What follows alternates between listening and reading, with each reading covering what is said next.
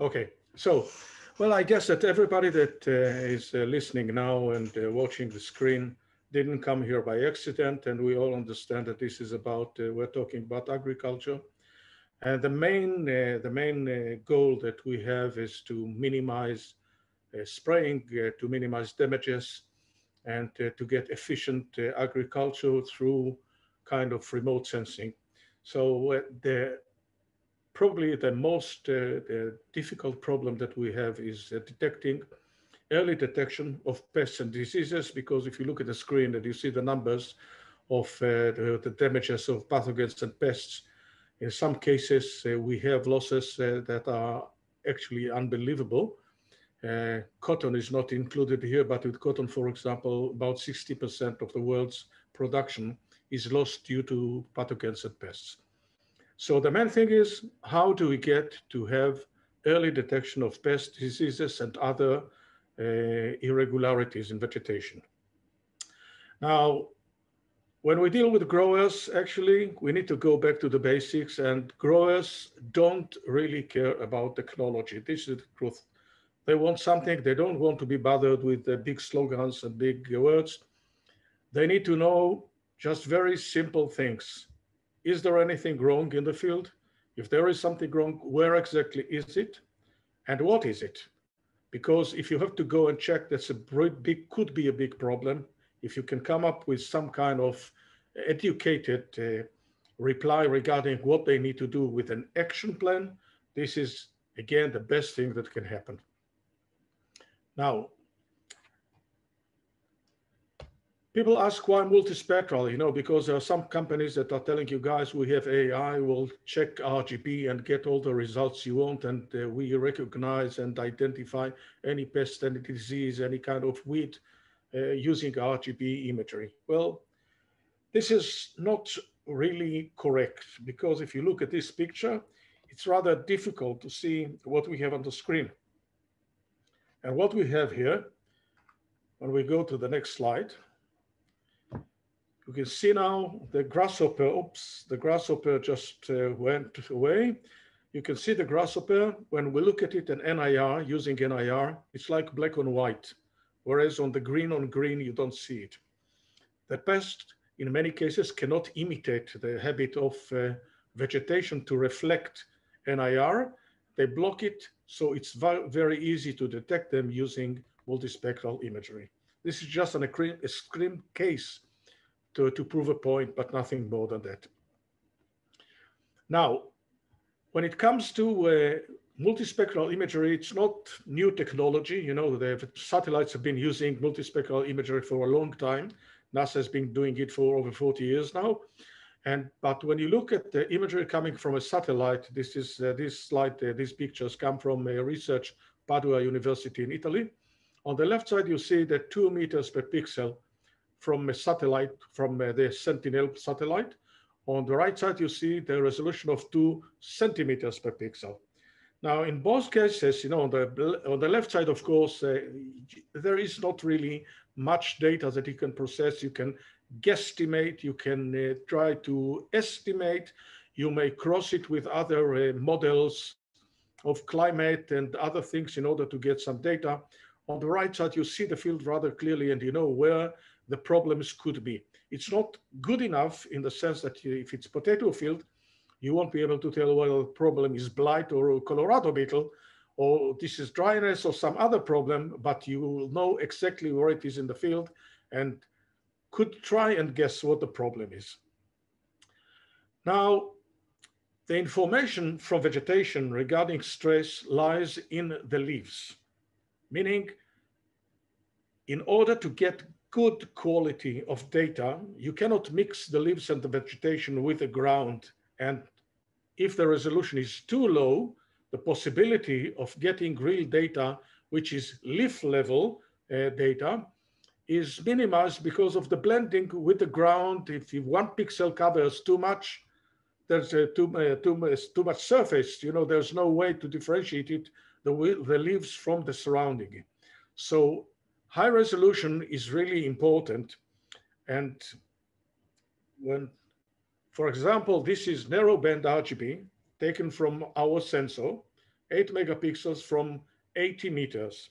As you can see, this is a test field of PepsiCo, potato field.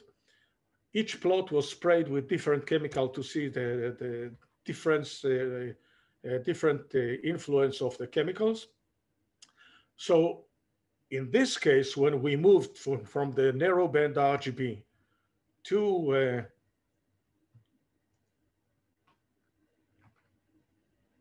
in a minute it will shift. Well, oh, this is the NIR with the green channel. So in the previous frame, we had red, green, and blue. Each one of them were 40 nanometer wide. In this case, we have 850 with a 40 nanometer plus green because we use the green to align both ends. Oh, this is running too fast, sorry. I'll get back to the previous one. So it will come in a second and we'll see the NDVI image. This is highly, this is an enhanced palette of NDVI.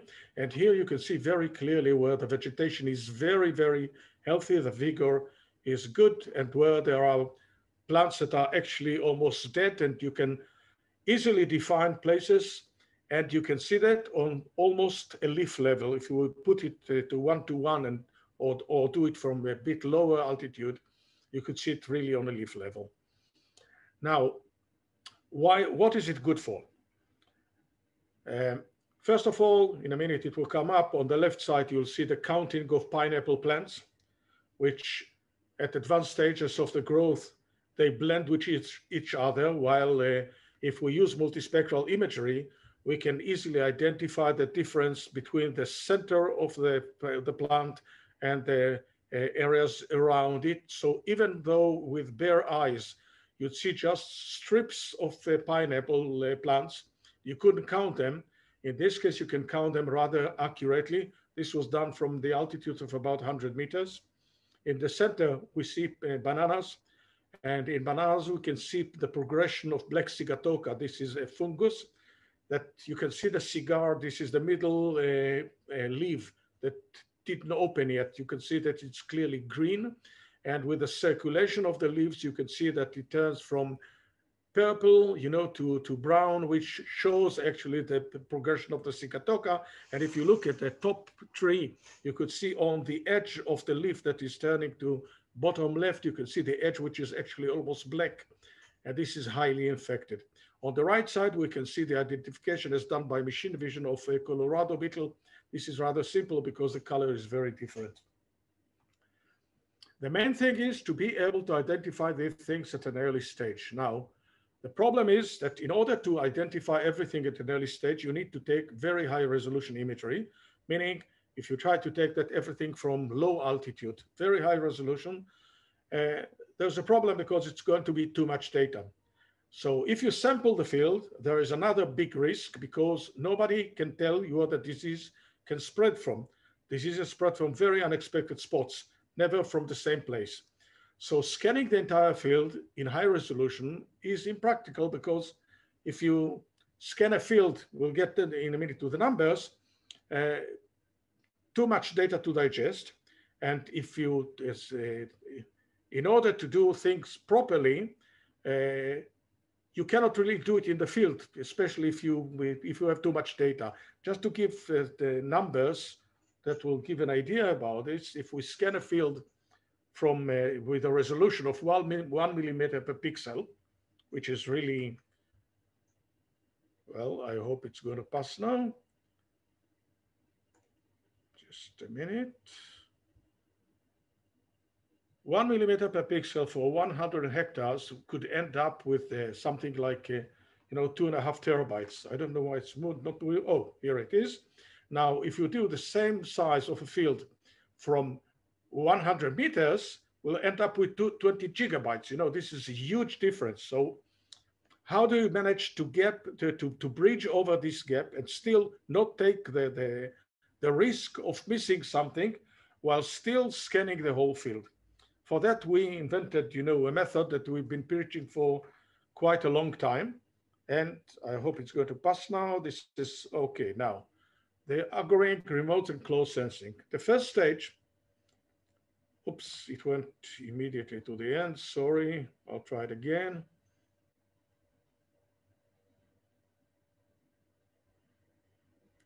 Just a minute. Let's see now. Okay, remote and close sensing. Now, at the first stage, we have a drone flying high altitude scanning the entire field without skipping anything. After it scans the field, we're talking about resolution of 1.7, 1.5 centimeter per pixel. We have NDVI. You can see on this NDVI that there are 3 outlying areas. We mark these areas with the GPS, send the drone 3 meters or something like that, or 5 meters above the crop. And with 3 meters above the crop, this is the kind of imagery we get. And because this is multispectral, we can get, using AI, multispectral signature that separates, in this case, this is blight, the potato blight from the leaves, from the ground, in a way that is definite identification of what you have in the field. And this is the kind of thing that the growers need in order to know what they have to do, what action to take, which kind of chemical to use. Now, Agrowing sensors were designed with the remote and close sensing in mind. You can see that in what we use, we modify off-the-shelf Sony cameras, removing the IR cut filter, turning them to be multispectral. Then we put number of lenses within a single housing. It can be 2 lenses, 4 lenses, or 6 lenses, depending on the number of bands that we want to support. As you can see, the 2 lenses in the housing of the top left, which is the Alpha 6000, the lenses are adjacent to each other. The distance between the 2 lenses is about 11 millimeters, which avoids parallax, so we can take pictures also from 3 to 2.5 meters and be able to align them perfectly. The sensors that you see on the bottom right is based on, it's a Sony repacked Sony Alpha 7R coming from ADTI. It weighs, including the lens, less than 430 grams. Now, the lowest cost sensor that we have is excellent for NDVI. It produces 10 megapixels per band, meaning it's about 1.5, even less from 100 meters per pixel, 1.5 centimeter per pixel. It supports actually 5 bands now. We have 2 lenses that are interchangeable with the sensor. One is for NDVI, one is for red edge, and one of the versions you have 450, 550, 650, and 850, and in the other lens it's 450, 550, 710, which is the red edge, and 850. Now the next version is already, this is really high-end product, 8 megapixels per band, having 10 bands, and the bands, you can see the map of the bands on the bottom left. Each band is about between 24 to 30 nanometer wide. Excellent separation between the bands, and the optics is of 25 millimeters focal depth, f6, less than 1% distortion, which allows to do, you know, when it comes to the mapper, Alexei will talk about it, it allows you to do a very good adjustment of the stitching of the photos. The next one is the last slide of this stage of the show. This is our 14 bands sensor, which we usually share with universities, research centers. It provides about between 7.5 to 8 megapixels per band, and it includes 14 bands across the whole spectrum. We have here six actually flavors of red, which allows you to get very, very detailed, highly detailed multispectral signatures for different kinds of pests, diseases, nutrition deficiencies, soil quality, etc. Now, we'll go now from here to Alexei to give some stuff about what UgCS is doing, and then we'll return to our software later. Thank you. Okay. Thank you. Thank you. Sabine, can you give me the permission to control the presentation? Yes, just a second.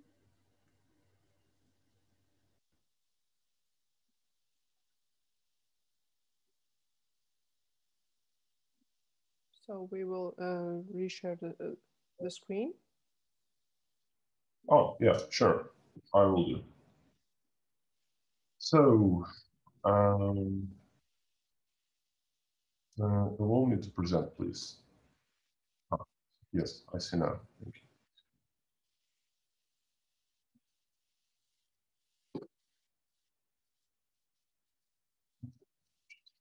Yes, we see your screen. It's great. Yeah, sorry. I just find the proper place in the presentation. Okay, so now let's talk a bit about technical details. And actually, I just wanted to say a few words about the reason why we decided to make this webinar right now, because for very obvious reason, because now it's the beginning of the season and actually we see huge interest to this agricultural topic. So let's dive into technical details. So we heard about the multispectral, how multispectral photography can help growers and agronomists. And now let's walk through the workflow from the data acquisition to getting the final result. And here on the screen, you can see this 6-step process. So the first step is pretty obvious. So you plan, the camera is mounted on the drone, and you need to plan a mission for this drone to make a data acquisition. And for flight planning, you may use UgCS ground control software. When data is acquired, it has to pass through several steps of processing. The first step is to transform multispectral images, select channels of interest and transform them into something more simple, like 3-band JPEG files containing red, green, near-infrared, or other channels that you want to analyze. On the third step, we stitch these images with UgCS Mapper software. Then we calculate, for example, NDVI index, but of course, depending on the channels that you have selected on previous steps, you may calculate other indexes as well. And I will show you how to make it easily. Then this NDVI map can be uploaded back to UgCS, and this data can be used for planning, for example, a low altitude survey on the selected spots. So let's move to the first step. How to plan the photogrammetry survey in UgCS. This is a very common step, and we explained it many times on many our webinars, but I will give you just a very, very brief overview for those who are not aware of this software. So UgCS is a flight planning software. But to plan a mission, you need to select a place where you want to fly. You need to select a drone which you want to use for flying, and define the area on the map.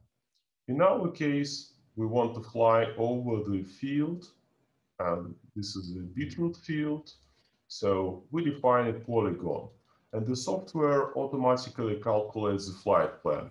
So pilot can adjust the flight plan according to the desired takeoff location, or taking into account other conditions that may help to optimize the flight plan. Also, for this flight plan, pilot can specify the desired ground sampling distance.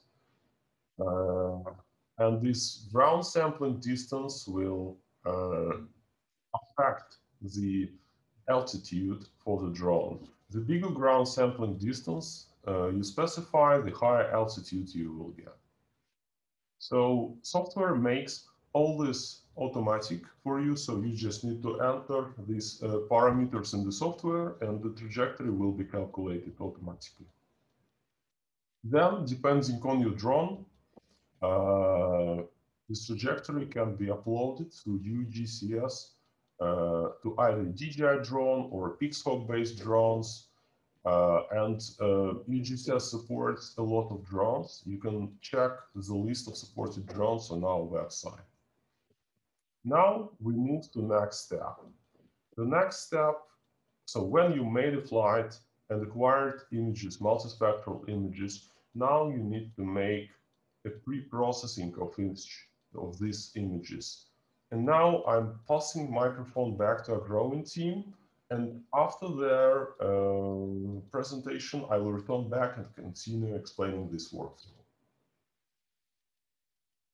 So I think, guys, I think you need to show the presentation and Sabine will... No, it's great. We will share the screen back. So yes, we will take the screen back. Everything is great. Oh, okay. So good. Please stop sharing. Yeah, please stop sharing. Yep, done. And we will... Okay.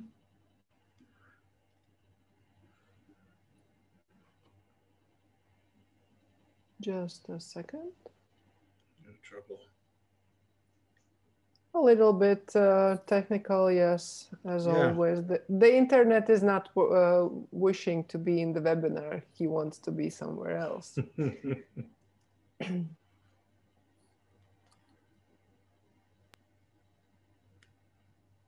Yes, so we have the presentation back on. Okay. Ira, can you manage the... Okay, so complete. Now let's take a look at the free software that Agrowing provides with its sensors. We took a survey.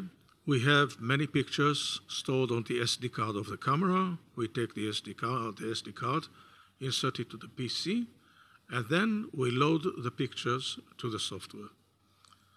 The pictures are geotagged, and the minute we open the directory, we see the pictures that were taken as they are on top of the field.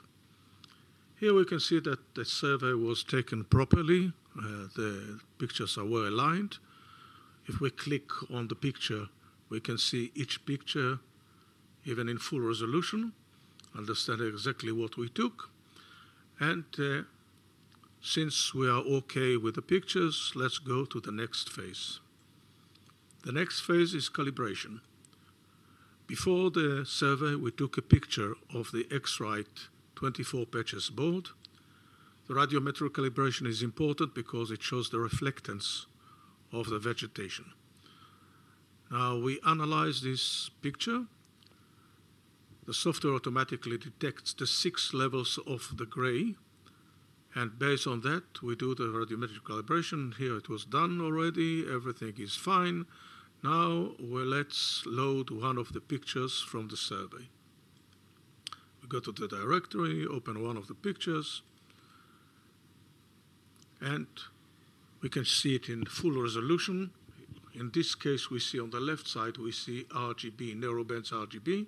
On the right side, we see the NIR plus green. We have green channel on both sides because we are using the green channel to align between all the bands of the sensor. So there is no need for any hardware calibration. The calibration is done digitally because the sensor has imagery with very low distortion, less than 1%. The alignment is of very high quality, and we have a tool to check the alignment. Here we see that both channels, the green channels, one on top of the other. If we show the difference between them, we see there is no difference, meaning they are well aligned. Let's go back to the picture and let's see the separate bands that we have. You see the tabs on top of the picture. We can see now which one is this? This is the red. Now we see the green, and then blue and the NIR. You can see that the NIR looks very much like the negative of the red, because this is the nature of the vegetation, to absorb the red and to reflect the NIR. Now let's go and see what metrics we support with that. We have for this kind of lens, the NDVI lens, we support, this is all common knowledge, but we support many agricultural metrics. Let's look at NDVI. This is, the very basic one. Now, as you can see, this is not a standard palette. This is the enhanced palette of our software. We can see the very same NDVI with the NASA palette that everybody is using. And now let's do it with radiometric calibration, so it will give us a better quality of the differences, the stress of the vegetation. This field, as you can see, is highly infected with field dodder. This is a plant parasite. And if we go, this NASA palette is limited to from 0 to 1, but we have an enhanced NASA palette that goes to -1, showing also the quality of the soil, wetness, and you can see it very clearly on the lane by the potato or whatever. This is sugar beet, right? Sugar beet, I think. Now, the next phase, we can change palettes. As you can see, palettes can be customized according to the user's will.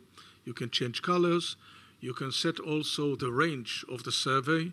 You can change the intensity of the palette, as we see here.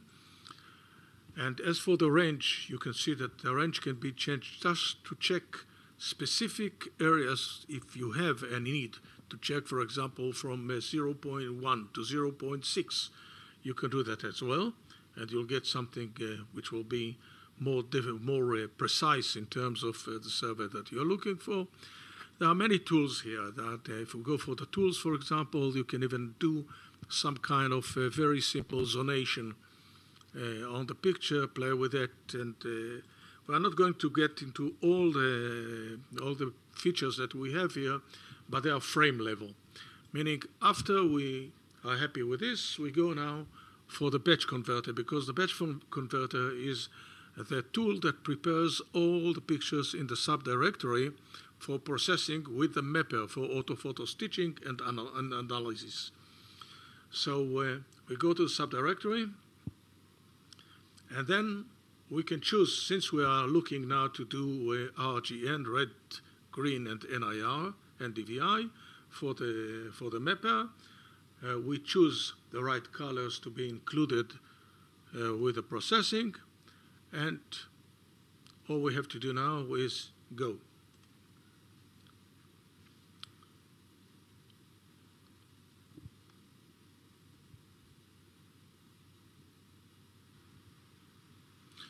Now let's take a look at the outcome of the conversion. We can go to the directory, and here we have the results of the conversion. Each picture like this is geotagged, and you can see with the EXIF all the details about the picture, and it is ready for being processed with the mapper for orthophoto stitching. Now, we didn't cover all the features that are included in this tool. For example, we can present some of the pictures already, with some combinations of colors that can tell you whether what you see is, distinctive, not distinctive, what kind of combination you'd like to use for the analysis. We support, by the way, with the software JPEG images and RAW images. And what I show here in this presentation is just the sensor of 4 bands. But we also support with the software the sensors with 10 bands and 14 bands, which are far more complex. We also have some other features that, since this is a free tool, that comes with the software, we will be able to explore whatever you want to explore with it. I guess some of you will probably have many questions regarding it, but this is not something that can be covered within 5, 7, or 10 minutes.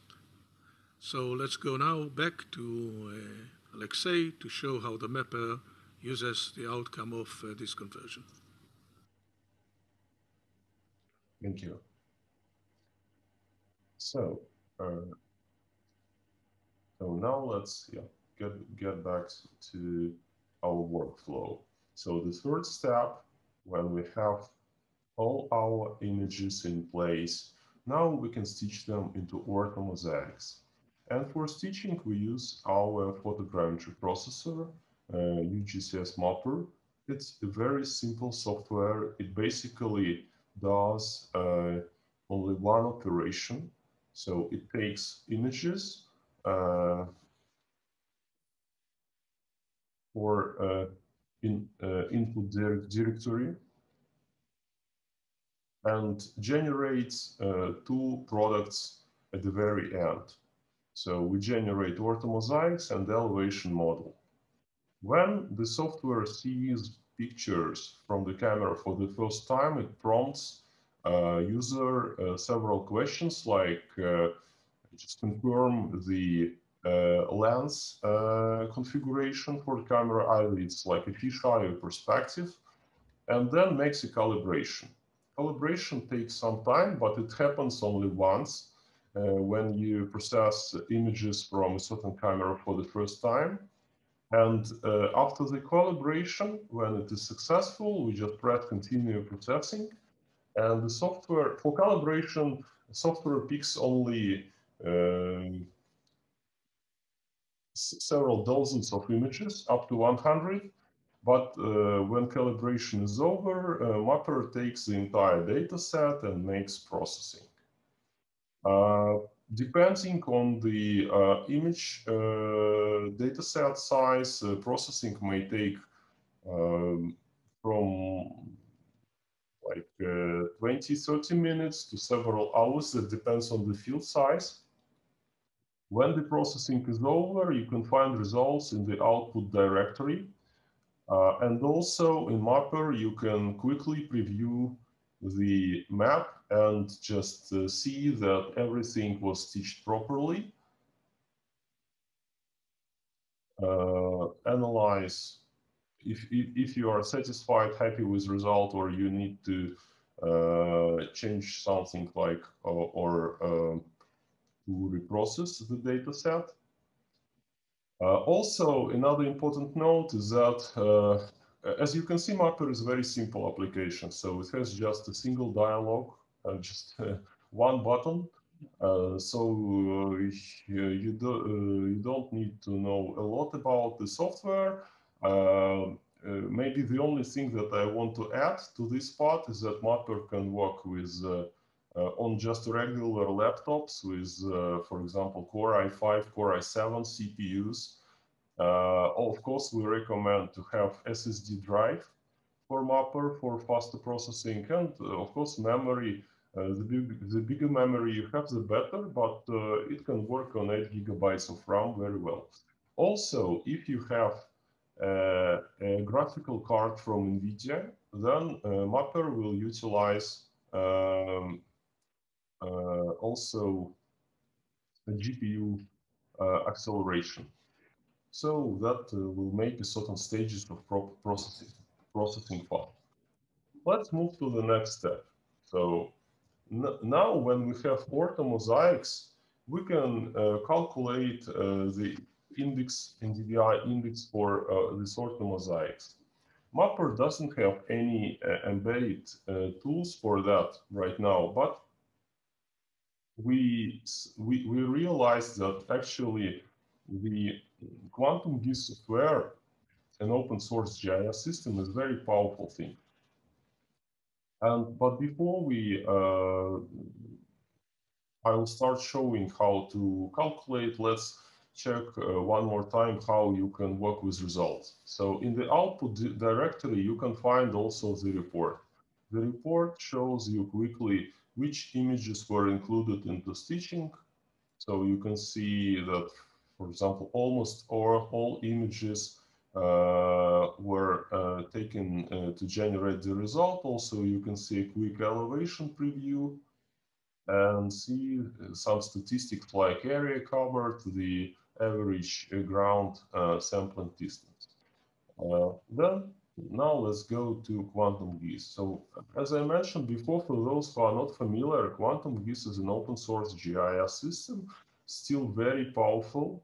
And we think that this is one of the best tools for analyzing orthomosaics.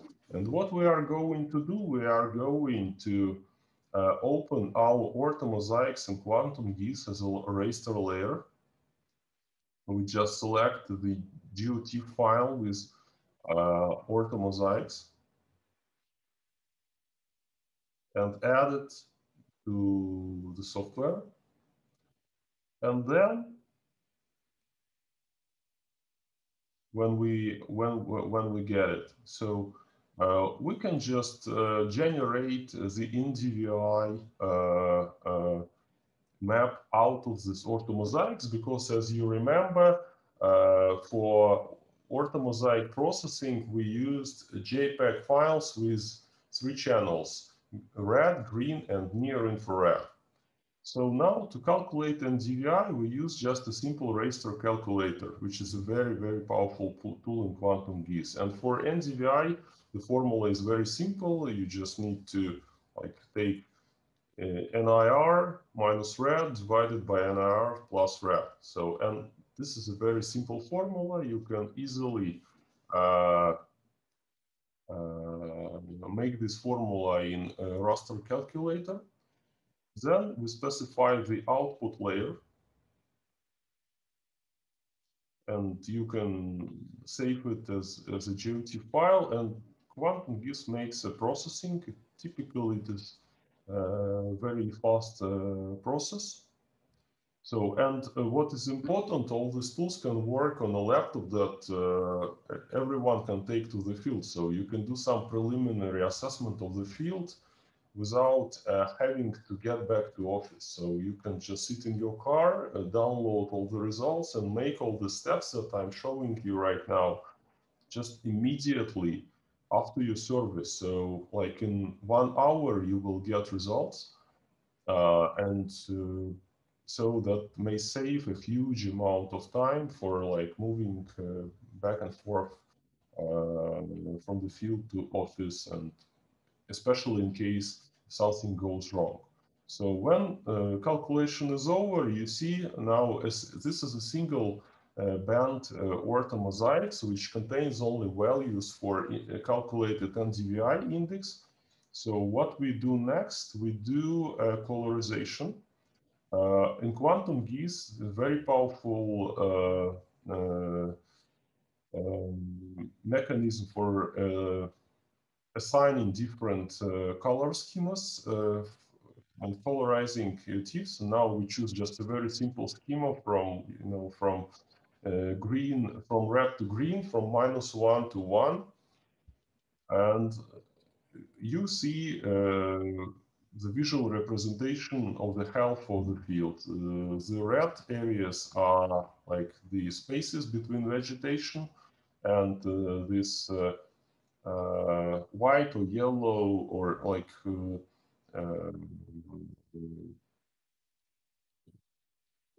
some purple areas, they are not very healthy areas.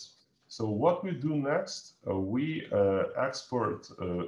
If we can stop at this point, and we can just take this data and make some decisions, like measure area sizes and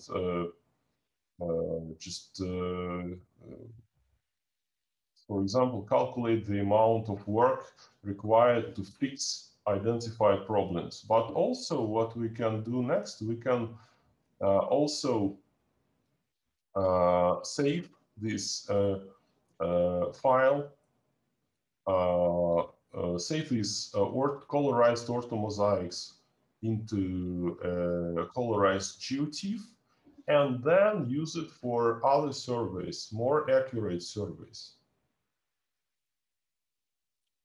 So we saved this colorized GeoTIFF, and now we can move to the next step. So how to import generated NDVI map into UgCS and plan these low altitude flights to get a closer look at the problematic areas. So we get back to our ground control software, and we still have the same mission. Now we open map layers and add a new layer for calculated NDVI orthomosaics. In UgCS, you can easily import duty files with custom layers. So we edit, we select a file. Yep.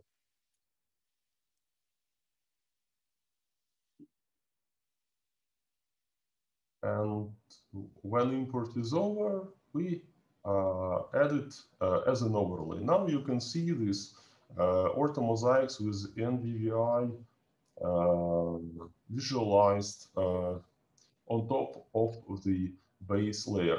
Also, because we are going to fly in a low altitude, we can also upload the elevation model from the processing. Remember that Mapper generates two products, Orthomosaics and elevation model. And what is good is we using these RGN images, we also generate a very accurate elevation model.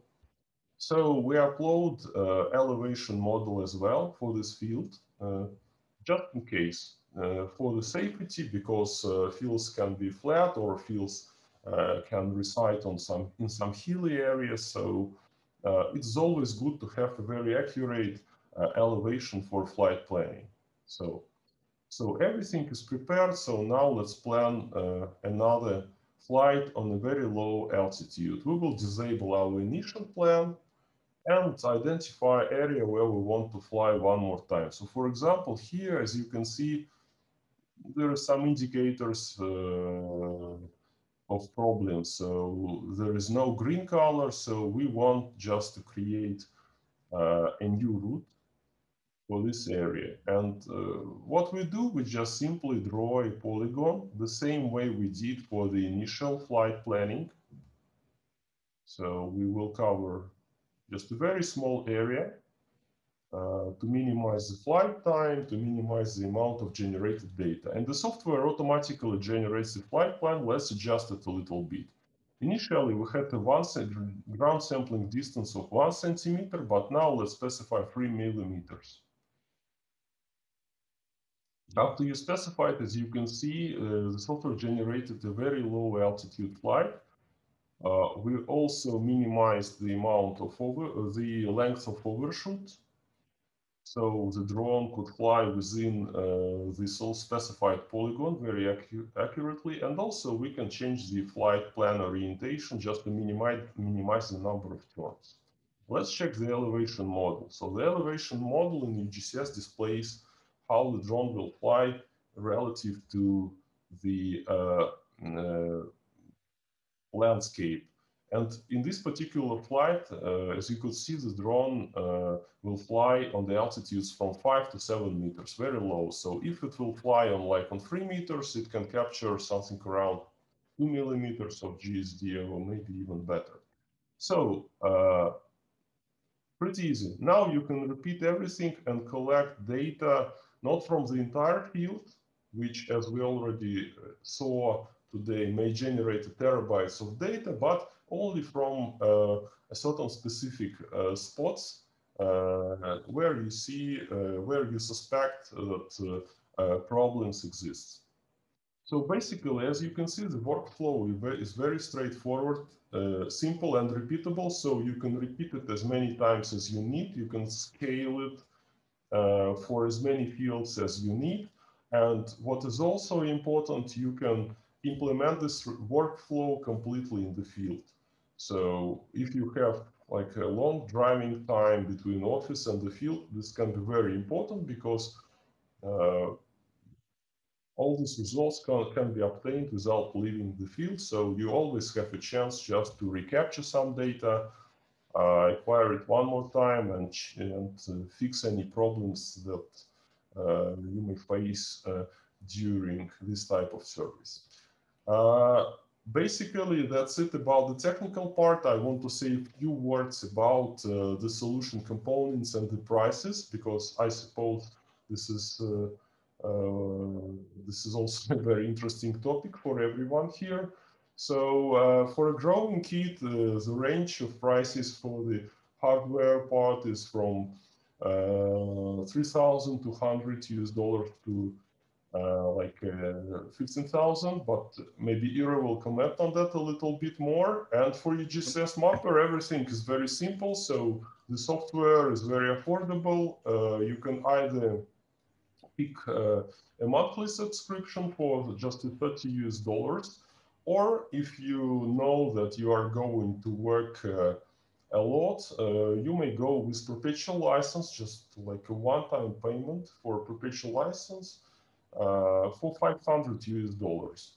And Quantum GIS is a free software, so as you can see, the kit is very affordable and very efficient. So Ira, please, if you want to add something. Yeah, if somebody wants to know, where the price starts from 3,200 for the A6000, and it has, as I said, it's a kit that comes with two lenses, one for NDVI, one for red edge. It is of 10 megapixels per band, and it includes also, the SD card and the cleaning tools. Comes in a robust plastic case, and that's it. Actually, the most expensive one is the 14 bands, which is the $15,000. The Alpha 7R2 with 8 megapixels per band, 10 bands is $7,500. This is, we believe, very, very affordable. This is actually the main vehicle of what we sell today. Most companies go for it because it allows you to do also AI at a later stage from taking pictures from a close distance. We also have reductions for academic institutions, which is very important for us because we'd like to support universities as much as possible. Yep. Yes, and actually, in case of QGIS, we also have a special educational license. So if you are representing such an organization, you can mention it separately, and we will provide a separate price. I think we are like at the very top. Sorry, at the very end of our presentation. Now we can see what we do have in Q&A section. So yes, we have some questions. So also, for example, Jim asked if there is a possibility to set up a meeting to discuss something. So yes, please, here are contacts. You can reach out to us. But as I said, after the webinar, we also send the presentation and the recording. And yes, Alexei, will you start to answer the questions and divide them? Yeah, sure. I will read questions, and questions regarding the Agrowing kit I will just address to Ira. But okay, let's read from the very beginning. What are the challenges with UgCS Mapper stitching orthomosaic images at 5-meter altitude? I would say there are no challenges with UgCS Mapper itself, because for Mapper it doesn't matter which resolution to stitch. I think the biggest challenge is for the pilot to make this flight safe, and actually because this is a really low altitude flight, so our main recommendation is to for the first flight make it at like 50 or 100 meters, and get aerial photography for this area.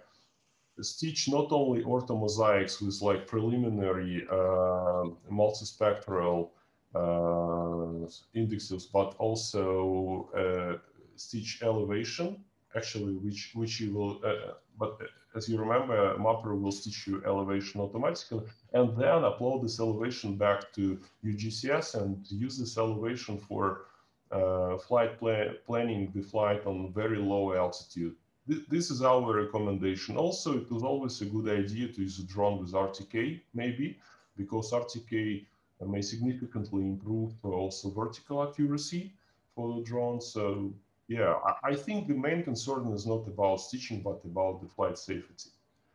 Hope that answers your question. The next question is DJI trees 210 RTK then use X7 supported by UgCS? Yes, we do support this combination of hardware. So yeah, you can check on our website. Does UgCS Mapper support thermal imagery? We do not support TIFF files as source data, but if thermal imagery converted to JPEG files, then yes, we do support. Then regarding QGIS, do the imported orthophotos need to be reprojected?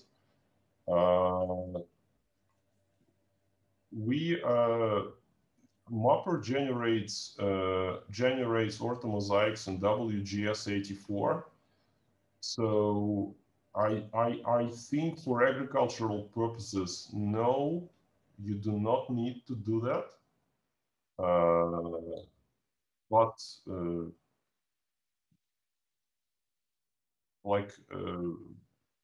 So my answer is no. So I think no. So if you have any specific case, you can always share it with us either in this Q&A, and we'll try to answer right now, or like we can discuss it after the call if you have any, clarifications to that.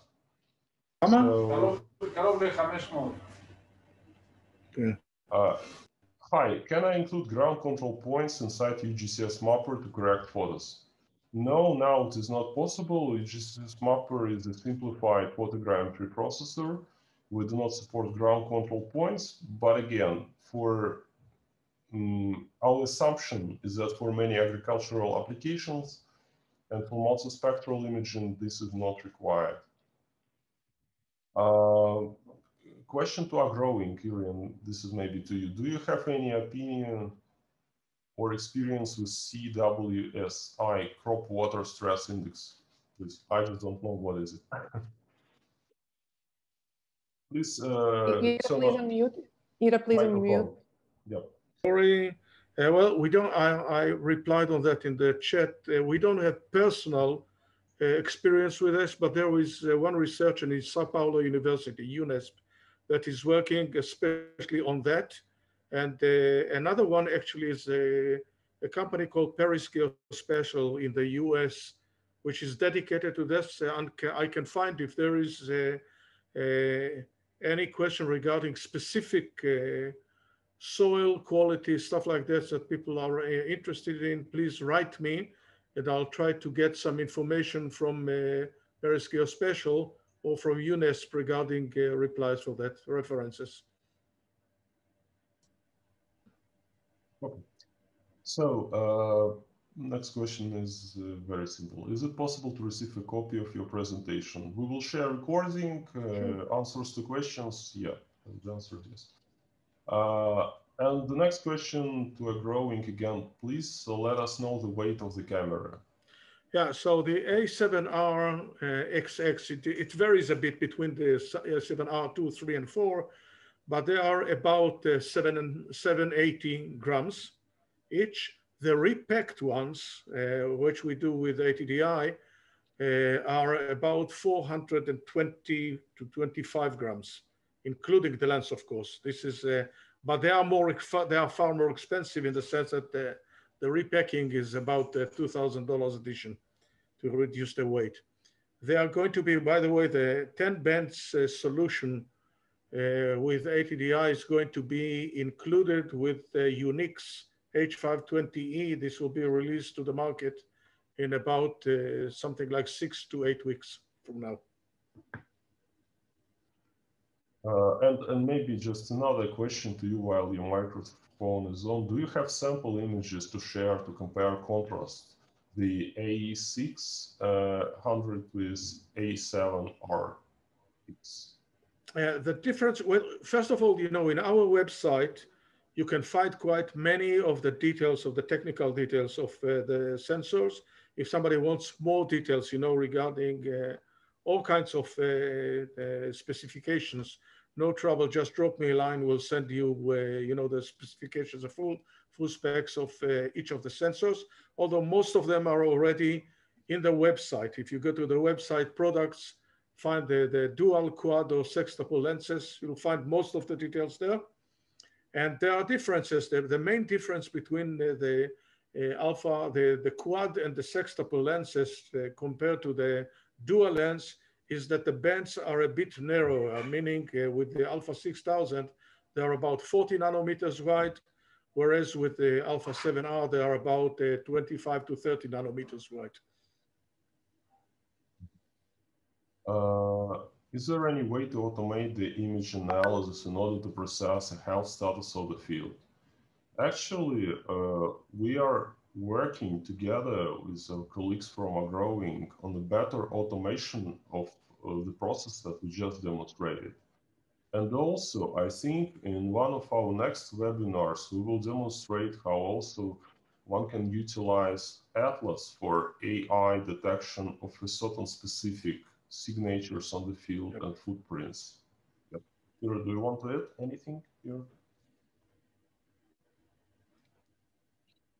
So basically, but right now, actually, if you still have any questions regarding the workflow, you can always post us a message and we will send you detailed, first of all, we will share this webinar, but also we're ready to answer all the questions regarding the presented workflow. So seems like we answered all the questions, maybe except one. Yeah, just one. Do you believe high precision GPS like RTK is necessary for this type of applications? I think RTK now becomes a kind of an industry standard because it simplifies data acquisition a lot with high accuracy. So my recommendation, my personal recommendation is yes, RTK significantly improves the accuracy. But maybe for high altitude surveys, you can use just normal GPS. That can give you a good overview of the status of your field. Yeah. One last remark regarding the integration of the sensors with the drones. If you have a drone which is already carrying some Sony Alpha camera, it means that the integration is done. And the only thing that you need to support will be probably changing some parameters regarding the field of view, stuff like that. But as for the integration itself, triggering, it operates the same way that the camera operates because it's like agnostic, in the sense that this is just the same frame being divided into different areas, but all the rest, the operation of the camera is unchanged. Okay, we received one more question. Does UgCS software accept DJI Agros already? Unfortunately, we do not support Agros because we work with DJI drones through DJI Mobile SDK, official SDK, and DJI Mobile SDK does not expose support for Agros drone. I would say that we are like, and not only we are talking to DJI about this, but I do not have any specific answer right now about the future of the support of such kind of drone in UgCS. So current answer is no, unfortunately. I see that somebody asked about the data sets, comparing data sets. So if anybody wants to see some data sets, just drop me a note and we'll send you some links for downloading data sets to view them, whether this is 10 bands, 14 bands, 6 or 4 bands.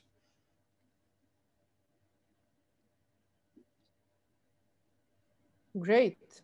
So We will share contacts with you of both speakers because there are a lot of questions and a lot of interest which needs more detailed discussions directly. So thank you very much for this event, for the presentations. And once again, yes, if you would like to check out the products, agrowing.com is the site of the cameras and sensors, and UgCS.com is where you can find all the information about UgCS, supported drones, etc., etc. And we will share you the link with the recording also and with the slides. So Alexey, Ira, thank you very much for the interesting presentations. And yes, let's close this event and meet any other time, anytime soon. Thank you very much. Thank you.